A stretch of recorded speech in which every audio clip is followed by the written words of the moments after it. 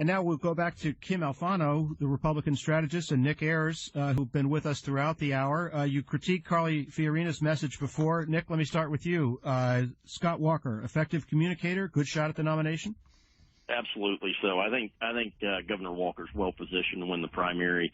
He's one of the few candidates who I think has a very good chance to compete in all the early states.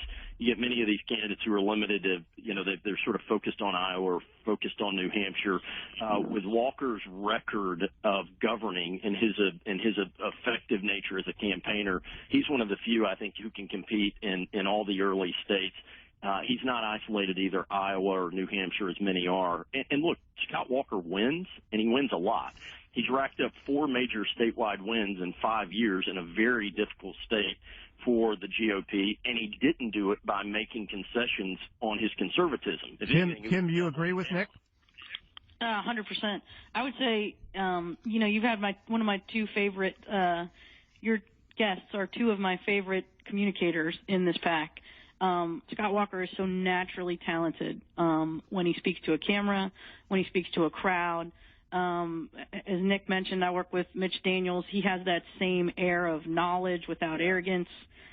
Just love listening to him speak, and he's let me ask both of you conservative without jamming it down your throat. Speaking of that, conservative without jamming it down your throat, quick assessment from both of you because we're running out of time.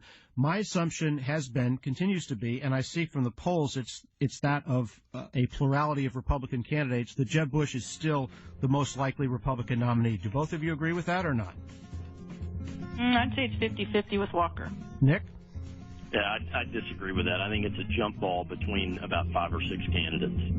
Nick Ayers is a Republican strategist. He joined us from Atlanta. Nick, thanks so much. Thank you, John. Kim Alfano is a Republican president and CEO of Alfano Communications. She joined us from Delaware. Thank you, Kim, for being with us. Always, John. Thanks.